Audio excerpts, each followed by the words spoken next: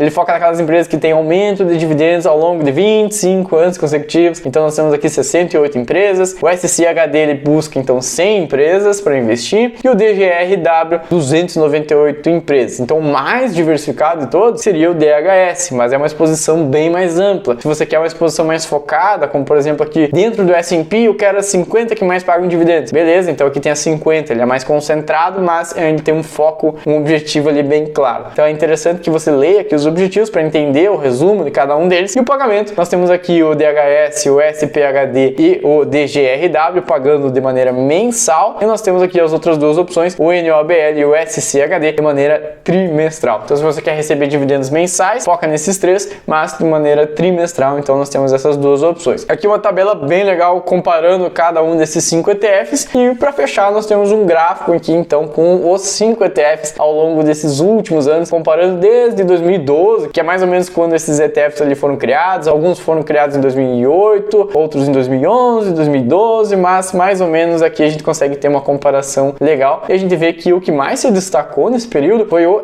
SCHD, aquele que tem a taxa menor, aquela de 0,06%, e ele foca em 100 empresas com um histórico ali de pelo menos 10 anos sendo boas pagadoras de dividendos. Então, se mostrou uma estratégia boa ao longo desses últimos anos. Um outro que vem crescendo bastante é o DGRW, aquele que mescla crescimento e dividendos. Depois nós temos aqui o DHS, que tem aqueles quase 400 ativos dentro do seu portfólio, então muito bem diversificado. O NOBL, que é mais tradicional, ele paga menos dividendos, mas ele foca em grandes empresas. Foi um crescimento aqui que ficou em quarto lugar, com 173%. E o último dessa lista aqui, comparando esses 5, ficou o SPHD, que busca aquelas 50 empresas dentro do S&P 500. Então nós temos aqui uma comparação. Se olhar para o histórico dos últimos anos, o SCHD se mostrou o vencedor, seria o ETF que mais se destacou. Agora, isso significa que ele vai ser o vencedor de agora em diante? A gente não tem como saber. Então por isso é interessante que a gente olhe, que a gente estude cada um deles para tomar a decisão de qual ETF que você vai incluir na sua carteira. Mas me deixa aqui nos comentários se você tem algum desses ETFs, qual que você mais gostou, qual que você pretende colocar na sua carteira de investimentos. Por esse vídeo era isso, espero que você tenha gostado. Eu vou deixar outro vídeo mostrando na prática como que a gente investe lá nos Estados Unidos pelo aplicativo do Banco Inter. Ali eu pego o celular e faço passo a passo para te mostrar desde a parte de transferir o dinheiro, fazer o câmbio para dólares, selecionar as ações ou os ETFs e fazer um investimento. Então ali passo a passo, bem bem detalhado para você investir, para que você comece a investir, colocar o dinheiro lá nos Estados Unidos também. Então, muito obrigado, me chamo Tomás Xavier, te vejo semana que vem, falou!